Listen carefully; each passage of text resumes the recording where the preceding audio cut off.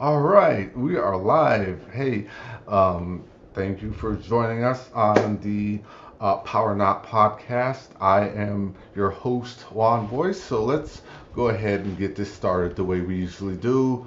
My name is Juan Boyce. I have been programming computers since the age of 11. While other kids were out riding their bikes, I was out I was in writing programs, loops, and just playing around with different things, writing screensavers, games, things like that.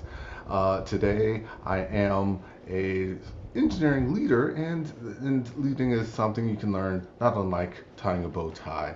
So today, my guest is Christian Ortiz. I'm very excited to just talk with him today. Let's go ahead and introduce my guest here. Today's guest is someone I've been following for a while, not just because of what he builds, but how he thinks. Christian Ortiz is a decolonial technologist, an AI justice strategist, and the creator of Justice AI. But more than the titles, Christian is someone who refuses to make power comfortable, instead insists on building technology rooted in truth, cultural memory, and liberation. He doesn't just critique broken systems, he dismantles them. He doesn't do performative DEI, he centers belonging and accessibility as non negotiable. And he is here to make institutions look better, and he is here to make them face the mirror. This conversation isn't about polishing buzzwords, it's about what happens when you build tech and leadership that refuses to leave people behind. So let's go ahead and tie in. So thank you for being here, Christian. I greatly appreciate that. Oh, that's my Oh, are you already getting ahead of the thing? We're gonna We'll do tie this together, later. but Okay. yeah. We do No it. worries. I Yeah, saw you the tying. idea I was like, is oh that no. I'm coaching people to do this. As but hey, if you already know how to do it, it'll make my job a lot easier. It'll make me look good. But yeah, but before we go anything, tell me what is today's tie and what's the story behind it? This tie right here. So, to be completely honest, even in the corporate world, I never ever owned a bow tie. So this was my first opportunity to acquire one. And luckily, I had a buddy who had too many, who didn't like them anymore, and he was just like, "You can have them all." Oh wow, how many was that, if I may ask? He gave me five. Five. I've got 10 times that then. Amateur, amateur. Amateur numbers. Amateur numbers. Absolutely. Oh, that's great. Well, I'll tell you, I really wanted to wear I don't know, red, black, green for Juneteenth, but instead I have earth tones, total opposite. But the earth tones reminded me of just the way that people come in many different colors, and there's a wide variety and diversity of people, and it really reminded me of the conversation, right? Yeah. And the idea is that we should really not just make room for people that are different, but we should really be deliberate about incorporating differences of all kinds. So let's go ahead and start. I have, of course, it around my neck. So let's go ahead and start the questions. You describe Okay. yourself as a decolonial technologist. What does that mean to you, and how did you arrive at that identity? Absolutely. So I've been a social scientist for about a decade now, studying decolonial theories, and I hate the word theories because it makes it sound like these are just made up assumptions about how society works. But it I had to take a deep dive into my deconstruction from the system of white supremacy to understand how it operates, what it looks like, how it impacts my identity as an Afro-Indigenous person, knowing how deep colonialism impacted all of my communities of my upbringing. My grandmother being African, from who her parents came from slavery in the late 1800s in the Caribbean into Puerto Rico, which there's also stories that we don't hear often enough to how colonization impacted my indigenous ancestry in Mexico, in the Durango area, and the Chiapas, and so I'm part Zacateco from Durango, and Taino from the Puerto Ricans, and so I carry such a deep mixed heritage, and I'm neurodivergent, and I'm just all the things. So I check a lot of boxes that I needed to understand and to see how not only my existence impacts the world, but how I can kind of just build a bridge throughout communities through my knowledge and studies of social science. And so um, I say all of that to say that the decolonial technologist comes into play where I take my studies and knowledge of decolonialism, decolonization, and I input them into how I create software, like, or AIs, in which I'm doing right now. Okay, that's good. And a lot of people talk about reforming broken systems. You talk about exposing, auditing, and dismantling them. What made you stop trying to fix things and start building something new? Absolutely.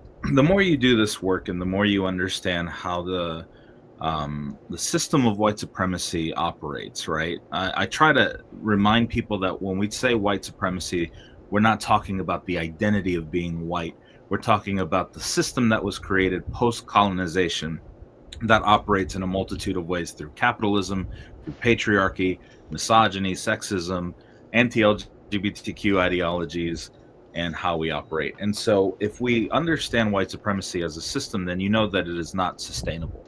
And you really can't reform it because it wasn't meant to be reformed. And so, you can't really fix the broken system with the master's tools. You have to kind of reimagine of what it looks like so that it can work and serve and benefit everyone, from marginalized communities to even white people. White supremacy doesn't even serve the majority of white people. And so it is a rabbit hole we go down into to understand that these tools are not sustainable, and then we have to really think outside the box through a decolonial lens and really get in touch with what life was like before colonialism, to understand our roots and our heritage, and try to do our best to find out where we come from and how our communities operated, and understand how indigenous populations, both in African and indigenous around the world, operated, and how they were successful in many, many ways. They were peaceful in many ways. They had systems in place that really can change the world if we adopted them today,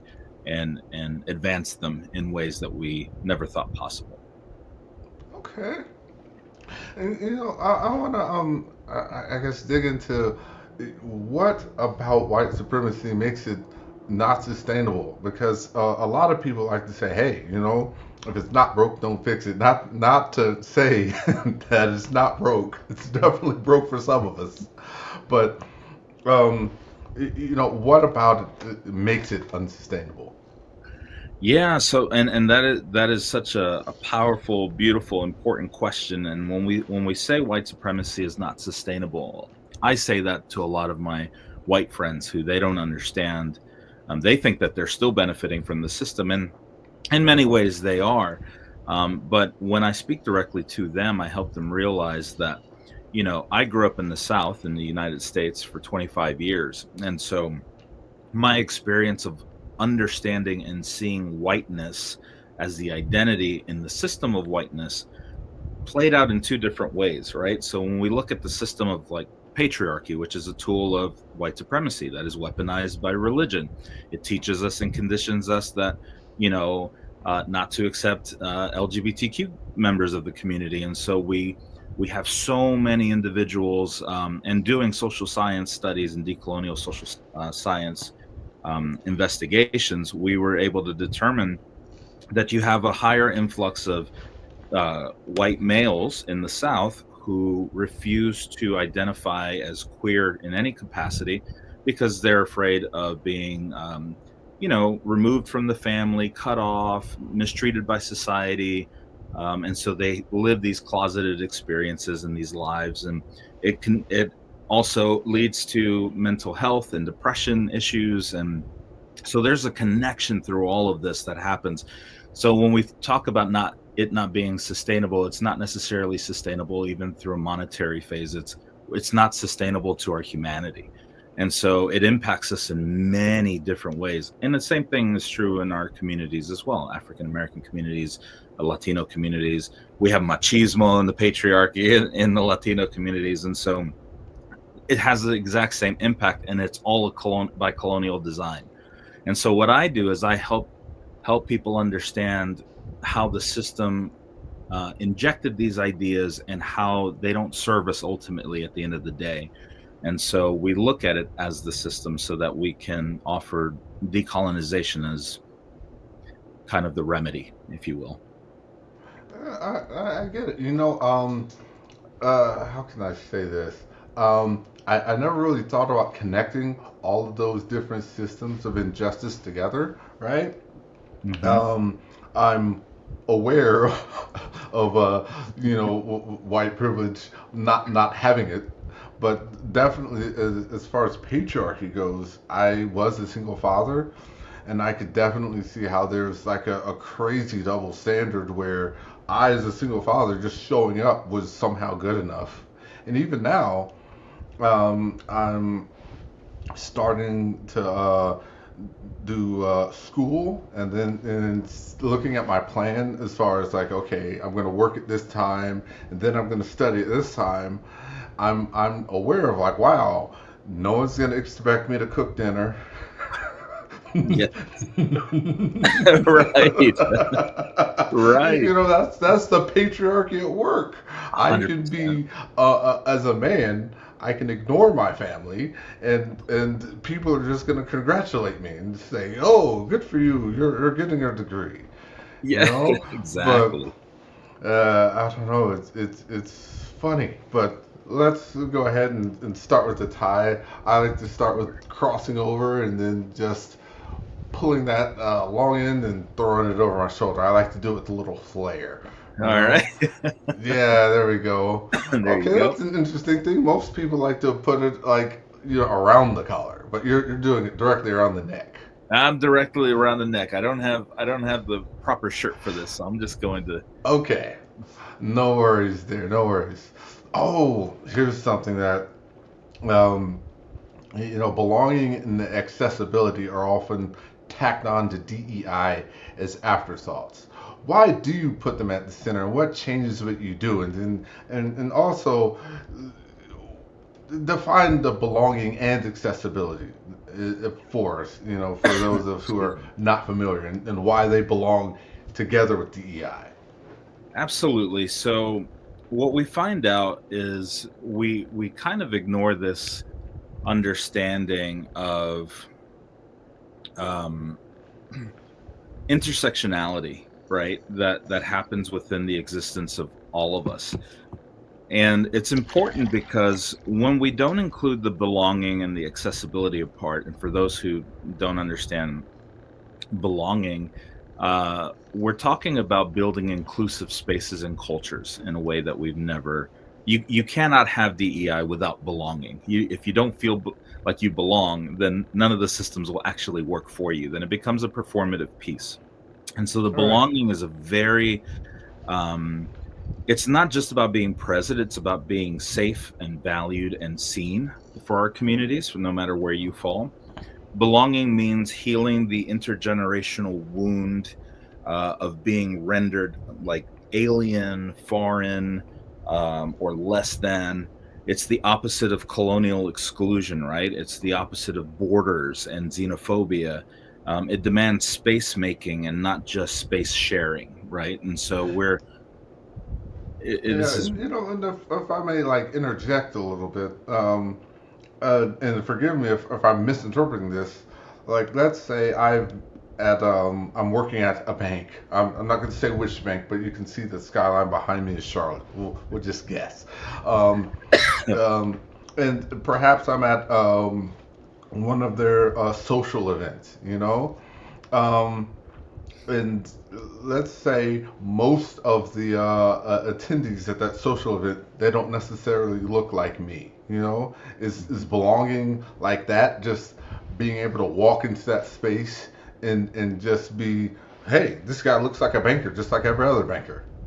Yeah, that could be part of it, right? When we talk about representation and the power of representation. Maybe it's not even, it's hard to have representation in specific areas sometimes, um, where, let's say, you're not always going to have a high population of people who look different than white people. Maybe there's just a very small population, um, I or maybe mean, you're the only what do black you mean person. by that? I mean, I understand that, like in America, you know, I think I don't know what the numbers are, but like there's some ratio of people that are white and black and other, right? I'm just saying, um, why is it that when we look at, say, bankers, we expect them to look one way, whereas the people that are the wait staff, they might look another way, you know? Oh, Does absolutely. that make sense? I Like see. when Yeah. I was in Chicago, I used to work at the Willis Tower, and let's say the people who worked upstairs who went on the elevator might have looked differently than the people that were security guards. You know, why doesn't every population just look like Americans? And then I even going back absolutely. to what you were saying before, you know, I as a black person, I'm an African American, but I can't really trace my lineage back to Africa. The records get hazy for some reason. When I keep going back, you know, why can't I just be an American? Does that make sense? That does make sense. No, and it's true. And there's I think two things can be right at once, right? We can understand that we do have kind of an erased, lost lineage behind us that was intentionally removed. And we also have the ability to reclaim, um, our contribution to the country that we're living in, right? And to the history that, I mean, like they always say, Black history is American history, regardless, right? And so this is something that is absolutely true. And to your point earlier, I think the representation is absolutely right, and it's by design. You picture bankers, right? This is where our biases come in. A lot of people just immediately think bankers are white men, older white men, and then even in the restaurant industry, which I worked in for many, many decades, you do see white representation a lot in the front of the house, and then in terms of like wait staff, and then you have all of the minorities in the back of the house, right? And so it is doing all of the grunt work, doing all of the cleaning, doing all of the cooking. And so it is absolutely by design of how these things integrate and operate. And so the belonging part, for sure, it plays a huge part in that as well, right? But it just goes so much deeper, and it allows us to really think, um, in a broader scope as to why these things are the way they are. Yes, and accessibility, and um, I'm guessing accessibility is about including neurodivergence as well. Explain that part. How does that tie in? Absolutely. So the accessibility portion is not really an afterthought. It is what disrupts the ableism and what we call the capitalist valuation of productivity over humanity, right? So when we think about ableism in the workplace, you think about how much does an organization actually cater to. Perhaps they do cater to physically disabled people, but maybe they don't take under consideration that, your workforce includes a large percentage of people with ADHD or dyslexia, and they're missing the mark in how they are providing systems that help you, um, and allowing you to work in a way that you can understand. Not, there are processes that are being put in place that don't serve neurodivergent people for the most part, right? And so the question is, how do organizations become more savvy about understanding their role in ableism and what they're not contributing to these populations, where people are struggling because they have ADHD and dyslexia and they're not able to perform, and they're not able to understand tasks, and then they get demonized, or they get seen as, and they get othered in real time, and they lose their job, or they lose their benefits, or maybe they're not getting promotions, and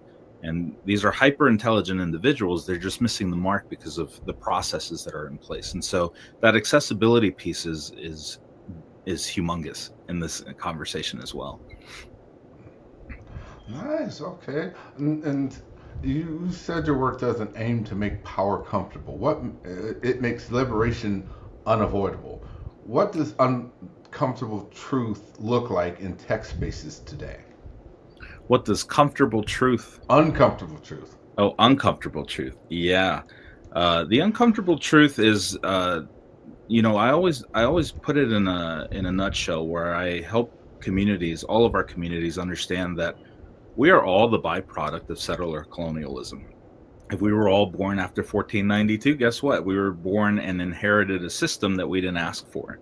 And so that means that white supremacy as a system has injected itself within all of our communities, which means that it is our collective responsibility to do the most to deconstruct from it and figure out a way that we can cohabitate as a population collectively for collective liberation.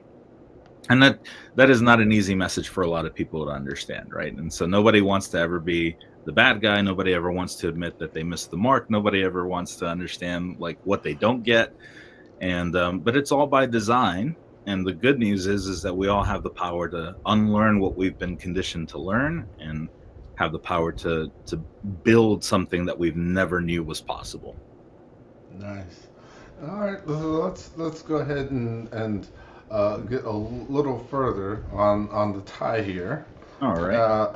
Let's see. Hold on. Let me do something right quick. There we go. All right. So I take the short end. I had to put my finger on the wide part when I flip it over. That is the front bow. Uh-oh. I wanted that to not happen. Oh, crap.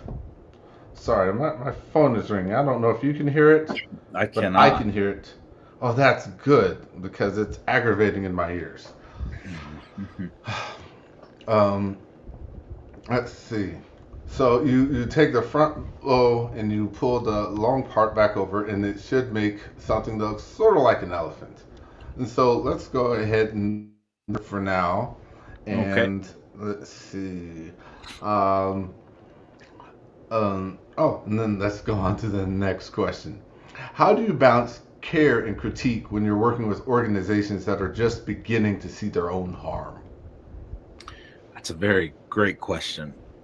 This is when you bring the work that I do into these organizations, you're basically holding up a mirror, and you have to be very um, honest with the delivery of your message, but you have to deliver it with care to help them understand that they just don't know what they don't know, right? And so if you're able to identify, it's like any type of business, if you're able to identify where the pain points are, even when they don't realize their pain points, you get to really help them and guide them to understand what's needed to rectify the situation, right? And so what's interesting in doing this work is when you bring it into an organization who's all about the bottom dollar, you help them understand that this is more about humanity. What is sustainable is having an inclusive culture that really protects its people from the inside first, in order for them to deliver better product to the consumer base, no matter what business you are. If you take care of your people will take care of you. It's just the simple, that is a simple thing that we've heard time and time again, but it really holds true. And so when you're able to help your staff and your company um, be seen and heard and understood, and you create an environment that's safe for them, then they're willing to do a lot more for the organization than not, right? And you mitigate a lot of discriminatory practices and lawsuits and things of that nature as well. It's just about how you handle it in the best way possible. That makes sense. I think that people generally want to do good, right? I So, agree.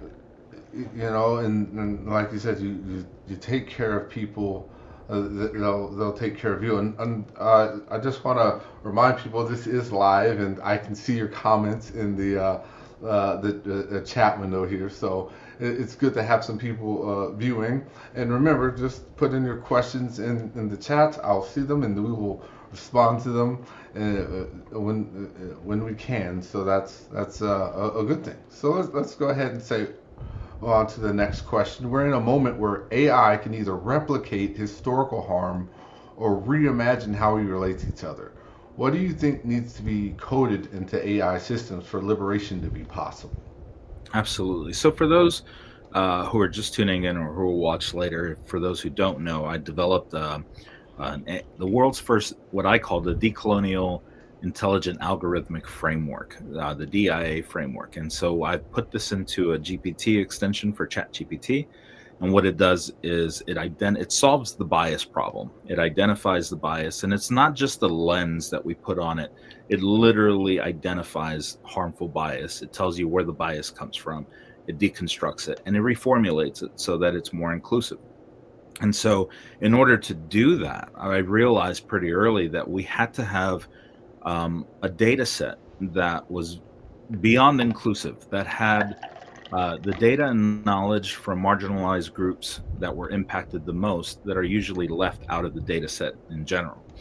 So, when we take a look at data that AI is being trained on, it's always mainly Eurocentric, white, post settler colonial data that doesn't represent marginalized communities from anywhere around the world. And so you're missing an enormous piece of data that matters the most.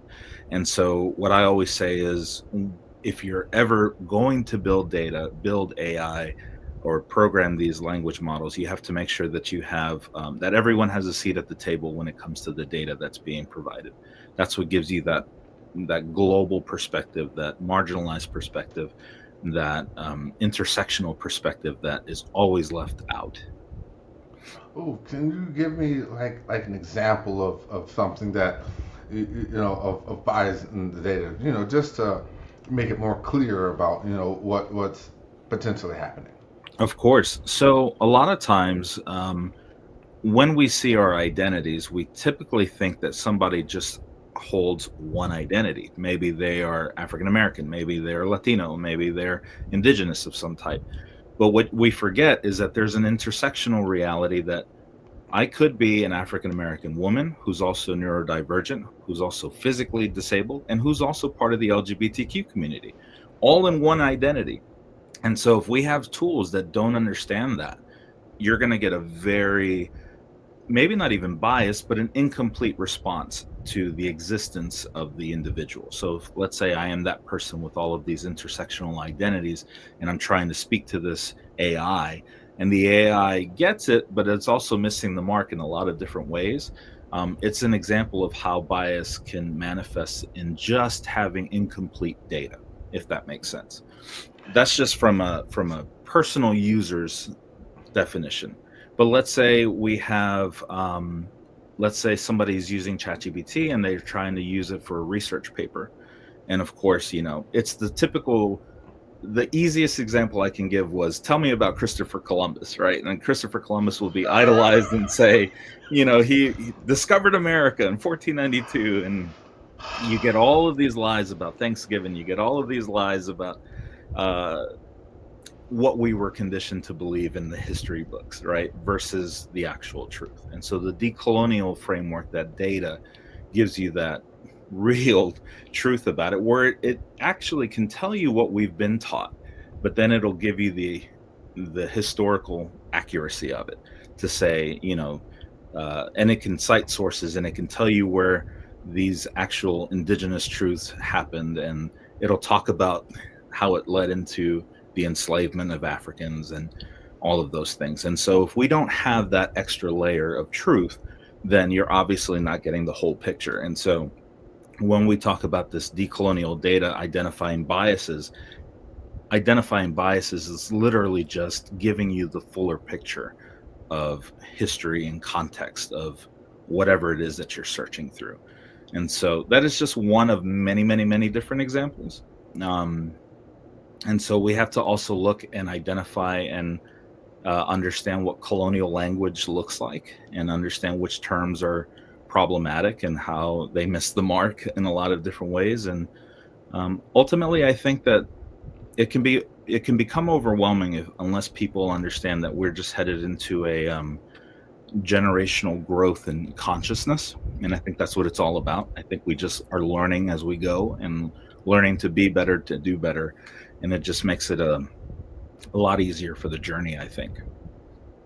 Okay. And let me ask this: is this framework a wrapper for ChatGPT? Wouldn't it make sense to use another LLM? You can. The reason that I developed it in ChatGPT is because OpenAI owns the largest data set, which means that they also own the largest bias data set. And so what I wanted to do was decolonize their data set, to use it just as much data as possible. The framework, however, that I have and my IP can be built anywhere. So I can build it in Claude, I can build it in Perplexity or DeepSeek or all of these other LLM models. And so it's not meant to just stay within OpenAI. I just did it to decolonize their framework or their data set, and also so that I could have basically an MVP model, something I can show people that to see, hey, this can truly work. This is what it looks like. And so, because there are 2.2 million users every day who use ChatGPT, you can imagine the amount of bias that's being put out in articles on LinkedIn, articles on Substack, scripts for TV, scripts for whatever. And so the goal is just to use that GPT instead of the normal chat GPT to make the real difference. Okay. So let's go ahead and see if we can't make some progress on this tie. So All right. I always say it looks like an elephant. I grab the ears, I pull them forward, I pull down on the trunk, and then I use my free finger to find the hole. Then I will just pinch the base of that trunk, push it through that hole, and that should form the back loop of the tie. And then, assuming that this is right, I should rather hold the tip of that trunk, pull on that loop. That will tighten it, and then Oh, we hope nice. that'll be a bow tie. We hope Okay. that'll be a bow tie. I think I found mine. Let's see here. Man. Again, appreciate the patience, since this is Oh, patience is, I don't know, perhaps underrated. I think that we have this, like you mentioned before, we value productivity over humanity, and we're not like machines. We should be patient with each other, right? absolutely. This is my So best let's. attempt. I'm okay to mess up a couple of times. It's all right. This is That's my okay. first time Look, ever. we could start again. It's No my first problem time with that. ever tying. And we'll do it again. So, It's okay. It's let me okay. ask this: what are some signs that a company or a community is actually ready to do the deep work, not just check a DEI box? What are the signs? That is a good question. It really starts with a top down approach, I believe. And it's more than just creating a DEI position. I'm a firm believer that if you don't put a DEI position in the C suite level, then you're not really committed into making actual change, right? I believe a DEI professional needs to report to the CEO directly, or the CEO needs to dedicate themselves to doing that actual work so that they can delegate and teach all of their the other C-suite members and HR of what the mission should be. And so I can honestly say that from what I'm seeing is nobody knows how to do DEI the right way, and this is why it becomes frustrating. Um, and so they think that they're doing the most, but they're missing the mark in ways that they can't even imagine. And it's not anyone's actual fault until we started having AI that can automate activism, and that can automate DEI in ways that hit the mark. There are some things that people just don't know. Even people who do the work for years, there are things that we just didn't understand or can't think. And so, to answer your question, I think that people, to your point earlier, want to do well. I think they want to do good, and I just don't think that they've had the tools to help them do it the right way. And so they get frustrated, and they see it like I think what we've run into, honestly, I think we've seen organizations who have tried it, and then because they don't, when they miss the mark, it activates their ego. It activates a lot of internal things within them that makes them say, maybe we shouldn't do this. Maybe it is a waste of money. Maybe we are doing something wrong and we just don't know how to do it right. And instead of just admitting it or having that accountability, they just pull away from it completely. And so it's very terrible for optics, but it is a reality that we have to just understand. And so I think the commitment is simply ask yourself as a leader in your organization, what do I need to do better? And understand that it is okay to, when you miss the mark, to learn how to learn from it and do better moving forward. But don't ever quit. Always stay consistent with it. And so, Yeah. Yeah, let me ask you this. You mentioned that DEI is not done the right way. What are some specific ways that it's done wrong? yeah, I think that there are, when we look at DEI in the workplace, what usually is not happening is you can, I've seen this in organizations before. You have an African American or Latino HR manager, you have an African American CEO, you have an African American DEI person, and you have people who understand the culture and you understand everything. What happens is where DEI misses the mark is that usually there's a board or board member who doesn't empower the person in charge to make actual change in the organization. And so it becomes only performative from the outside, where they celebrate diversity, they talk about it, but when it comes to making the actual change in the policies and the procedures, you have some board member on the back end who, or stakeholder in the company who just says, we can't do that. We're not going to make that happen. And so it actually removes the power from the people who seem to have the power. And so it becomes, even with the most well-intentioned leadership, it's very limited. And so a lot of people don't understand that there is that in the back end as well that prevents actual change. And so there's a difference between saying, well, we have a DEI program, we're celebrating Juneteenth today, we give people the day off. What more can you ask for, right? But then what happens if you have an African American person or an Asian person or a Latino person go to HR for a discrimination case?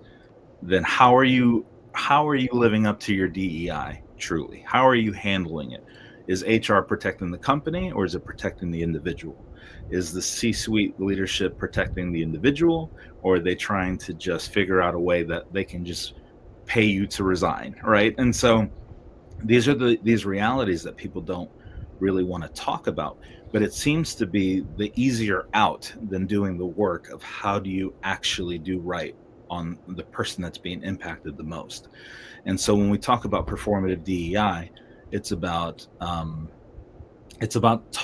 doing more than just talking about celebrating cultures and diverse. Even when we talk about neurodivergent, what processes are you putting in place for your dyslexic individuals and your ADHD individuals?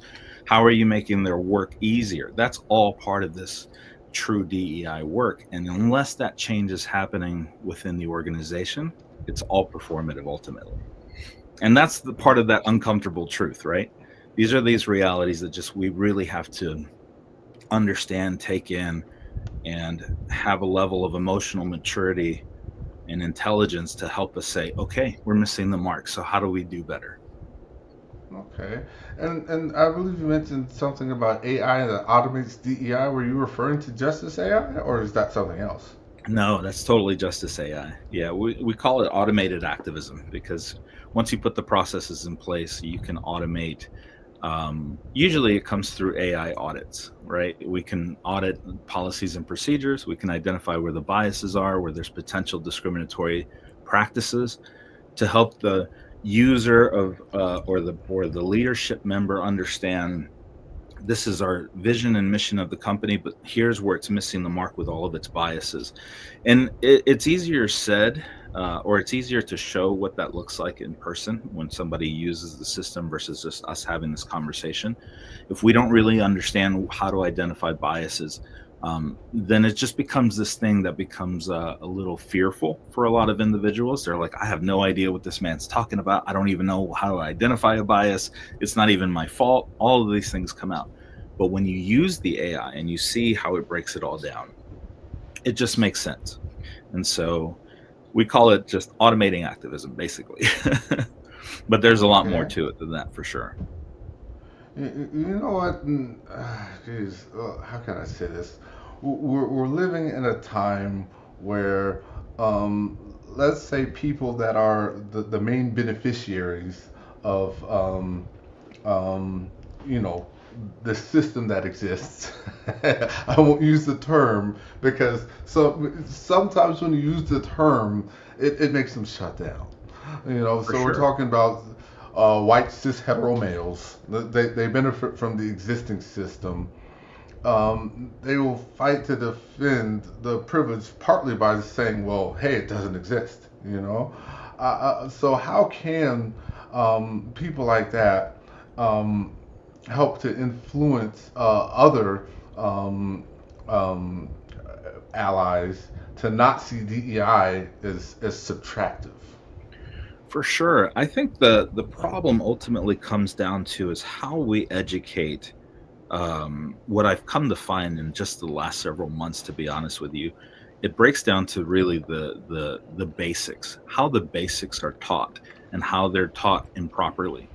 As a society, we are taught to understand racism and discrimination to be one and the same when it's not, and that's by design, right? So when we talk about we have cis hetero white men who say, well, that's just reverse racism, or that you're being racist to me because I'm white. And by definition, right, it says it's discriminating against race, and it's the same old thing. And so what happens is if we really take a step back collectively in conversation, I don't have to get upset about it. I have to realize, as a person who's trying to communicate this, that white individuals are taught this way by design, collectively, not even white people, most people. And if we think about where these definitions came from, they're all colonial definitions that are meant to protect the system of whiteness. And so what happens is if we take a deep dive, if we're able to communicate and educate the history and the root of that disconnect alone, then we can help people understand that there's the system of whiteness and the identity of whiteness, where race is the social construct, and yet racism is the very real system that's weaponized to keep the social construct alive. And so it is this very convoluted, insidious system that exists, and it's meant to confuse a lot of people. What I do is I try to help my white brothers and sisters understand that this is there's once you understand the difference between discrimination and racism, then you're going to be able to understand that anyone can discriminate against anyone, but only white people can be racist towards, you know, marginalized individuals just due to the system of it. And so understanding the system versus the race is such a major component in this entire conversation, because it removes your identity of whiteness outside of the system of whiteness. And so you don't also have to carry that burden. You have to, I think what happens is the natural reaction is defensiveness, because it always turns into this finger pointing conversation. Well, you're white and you're the problem, right? That's what it comes off as. And as you said earlier, they shut down. And it's like, we have to figure out ways to really communicate this in a way. And sometimes it takes some work to really figure it out. But if we don't have the language for it, if we don't have the terminology for it, if we don't have the foundational understanding of what's actually at play, then educating somebody else and trying to diffuse them is almost an impossibility. And so this is where AI becomes a beautiful gift to all of us, so that not only is, if I'm trying to deconstruct as a white person, I can use Justice AI to have a conversation with the AI rather than having a conversation with my Black friend or Latino friend. activating something within them when I'm asking the wrong questions, right? So now you have a safe space to use the AI. Same thing is if I'm a Latino person or I'm an African American person and I'm trying to educate my best friend who's white and I just don't have the terminology, the AI also can come in that way as well. So it allows for people who are in different realms to have conversations either with themselves or with their friends. And so we just have to understand where we are personally in order to understand how to use the tool in order to deconstruct and help others grow in this space. It becomes a very Uh, interesting exercise. that sounds interesting. It sounds like if that tool exists, I don't have to be the representative of all black people. Is that correct? Yes, that is correct. Oh gosh, that's Now you can I'm breathe. like the world's worst representative of all black people. Jeez, I don't want that responsibility. Just I because don't I think have long anybody does. hair, it doesn't mean anything. Yeah, I don't think anybody wants that responsibility. So let's go ahead and do this. We're gonna try to do it a little bit faster this time. Make that front Absolutely. loop, and then we pull over on that long side, and then we'll pull on the trunk, find the hole, right? Once you find the hole, pinch, push it through the hole, and let's go ahead and ask another question. You talk about collective memory and cultural resilience, ideas not often heard in tech. So, how do you bring those into the development process? Can you repeat that last part? Okay, I'll repeat the whole thing. You talk about collective memory and cultural resilience, ideas that are not Mm. often heard in tech. So, how do you bring those into the development process? Yeah, absolutely. So those terms come from an understanding that if you can understand that colonialism, if you can understand what the world looked like before colonialism, then you can understand that no matter where our heritage comes from, there's a collective memory that lives within us, right? When we talk about these generational realities, generational truths, there we go. We Nice. talk about these generational truths that our ancestors carry. Um, it forces us to look at what the world looked like before colonization. If we can understand that colonization isn't sustainable for any one of us in humanity, then what does the world without colonization look like? And that is kind of the ultimate path that it leads us to down the rabbit hole of what does it look like, which means that how do we connect to our ancestors, whether you're Italian, Irish, whether you're African American, indigenous, like we all have ancestors who lived in ways before colonization happened that were rich in culture, had beautiful realities with music and dance and religion and spirituality and all of these things. And so it really needs to be, ultimately it comes down to the individual dedicating themselves to understand themselves through their lineage and history, and you just have to be committed to wanting to learn what that looks like, right? And so this is why the job isn't to convince anybody. It isn't to convince anybody who doesn't want to learn. It's to inspire people to want to learn what the world looked like before ancestors colonized it, and so I just think that that collective wisdom lives within us, and I think that it's easier to understand when we tap into it and when we do the research and when we study what the world was like for our people individually. It makes the world a difference.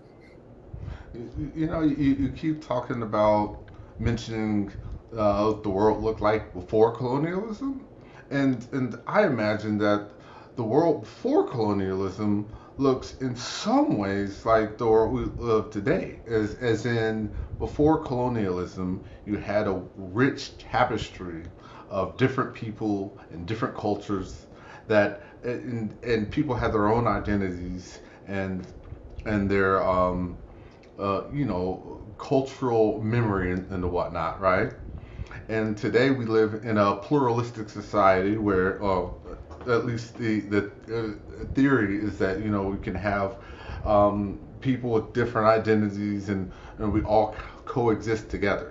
Whereas colonialism seems like it tries to flatten everything and tries It, to make everyone assimilate and be the same, and if they're not part of that dominant culture, whatever that dominant culture is, it's like we consider them lesser, and that's a I don't know. It's the opposite of diversity. I mean, would you say that's a correct um, interpretation, or am I missing something? no, it's 100% correct. And when you think about it, you see it manifests in different ways, and we can really we can break it down to a granular level to even think about, just think about beauty standards in the United States, right? And colorism, and how that looks and manifests even in our entertainment world, right? Where the beauty standards for white women are just these skinny, big boobed, big butt, or long hair, luscious lips, whatever the case may be. But even in the Latino and African American communities, like in Mexico, right, the beauty standards are white Mexican women and white Mexican men with blonde hair and blue eyes. In African American culture, you very rarely see dark chocolate skin and voluptuous weight, or these beautiful existences that just aren't acknowledged so much, which is why I love Sinners, because the main I don't know if you got to see Sinners, but Yes, I have seen her. No spoilers though. no spoilers, but if you But look at, I get and I agree with what you're saying. Yes, for sure, for sure. there's a variety that we don't necessarily see, because we're and that's the thing. That's what really appeals to me about this decolonialism, is that it goes so deep into the culture that we don't necessarily think about how gosh, I hate to say it, but it's like the idea that white is right and things that are not white are not right. You get what I mean? And it's 100%. so deep within the culture that it's like it, I don't know. It's hard to deprogram that. But It's so hard. speaking of deprogramming, what's something that you've unlearned recently in your own leadership or in your own story? Yeah, I've been doing this work for a while, so it's very seldom that something comes up that I don't really think about. Not to say that I have all the answers or any of that. I'm sure there are going to be moments where I miss the mark too. But in this journey, one of the biggest things that I had to learn was, even though I'm a Afro-Indigenous and I'm male, I had to understand that I even have privilege as a male in most spaces, which was huge, right? And so even understanding what privilege looks like within any community, in any given situation, was such a mind-boggling reality for me, right? And so another thing was deconstructing from the patriarchy and a machismo upbringing, right? To think about what is it that actually makes a man, and what is sexuality and homophobia and transphobia. And you hear all of these negative things growing up, only to realize that it's just the most ignorant thing in the world to carry. And so deconstructing from that, the hard part, and one of the things that I try to communicate to all my audiences who struggle with deconstructing and decolonialism, is that I always give them my lived experience. I grew up in a hyper patriarchal Latino household where there was colorism. I was othered because I'm also Mexican and Puerto Rican in a Puerto Rican household. So I was always called El Mexicano and looked at weird and treated differently. And there was racism, and there was talks about against Mexicans and African Americans, and we mocked Asian accents, and we mocked queer people, and we laughed at all the horrible jokes. But then when I was going through this deconstruction phase, I did have a moment where I was like, I've been a terrible human being for most of my life. Like, what have I been doing? And instead of sitting with that discomfort and that truth, it gave me an opportunity to say, okay, I get it. It's by design. It's why we are conditioned to do this. We're born into the system. I think we all do have this inherentness to want to do better, but when we don't know how, we kind of regress and we go towards the opposite end. We run away from it, right? When we just don't know how, we get met with our own ego or whatever. But it was an opportunity for me to say, okay, I missed the mark in all the ways, and now I have an opportunity to do better, to educate others, to want to help other people get to where I am. Again, it's not about convincing, it's about relating, and to be able to say, hey, I get why you feel the way you feel. I see it. I understand it. I understand why you're uncomfortable. I understand why you hate it and all of the things. But let me be the representation of what it looks like to be on the other side of knowing what that of doing better looks like, if that makes sense. Okay. And let me ask this. Oh, if you could plant one idea in every technologist's mind before they ever touch code, what would it be? Mm. Remember that data and code, when you're trying to get an output into things that people can relate to and understand, is typically a reflection of society. And so your best code is only as good as how far your mind goes and sees the world. The more expansive and the more diverse you see the world and the more you understand diversity, the better your code will be. Okay, so that makes sense. I'm like a huge fan of the diversity because I'm pretty sure I said this before, but it's like the parable of the elephant. Everyone has a different perspective, which is valid within its own context, but no one is able to see the entire truth.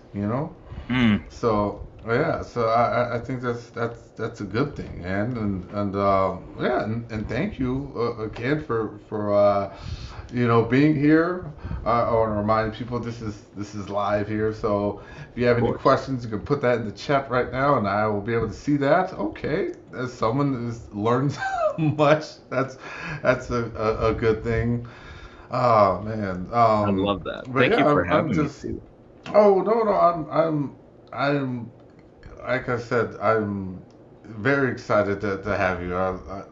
I think about how um, you know there are these dominant power structures, and it's the system, and you know I am extremely aware of exactly what you're talking about. Like where, being a man just isn't the same thing as having been born with the appropriate equipment. 100%. There's certain stuff that I have to do, and those Yes. um um and that weight of having to do all this man stuff, it definitely weighs on me, and if I don't do it, I'm less than a man. And even that whole phrase, less than a man, what does that even mean? 100%. 100%. The system is it, so it, insidious, brother. When we talk about unsustainability, this is exactly what I mean, right? It turns against us. yes. And I even think about how in tech, um, it's very much male skewed, but I think there are a lot of missing female technologists out there who, and we don't know what contributions they would have made because they're out doing something else. 100%. And who knows? And even, gosh, man, there's my last week, I guess we talked about how women specifically have to actively do things to avoid getting assaulted. and and as a man, I never thought about that. I go out there and I can walk around at night, and well, uh, let's say I can walk around at night. I've got different. I've That's got a right. different set of problems there. That's right. But no, we could definitely go on and on about decolonialism now. And I don't know, and how do we learn more about Justice AI if we want to go and play with it? How do we go and do that? Yeah. So what I always tell people, it's an extension to Justice AI or to OpenAI's ChatGPT. So what you can do is go to justiceai.co and you can Hmm. subscribe for $20 a month for the extension, Once you subscribe, you will receive an email with the link. You click the link and it'll open up your ChatGPT window, and it'll take you directly to the Justice AI GPT, and you can use it just like ChatGPT. So you can ask it any question you want. You can try to deconstruct with it as much as you can. I always recommend, if this is the first time, even if you don't know how to ask, be honest with it, and it'll guide you. It'll guide you into how to what to ask and what to think about, and just help you really go down the rabbit hole in the safest way possible. Okay, that is great. All right. Well, thank you again, and that is the end of our time. So let's go ahead and end it. And oh, next week is going to be at a special time because I'll be traveling. So I will put that out on Monday. So that'll be excellent. Wonderful.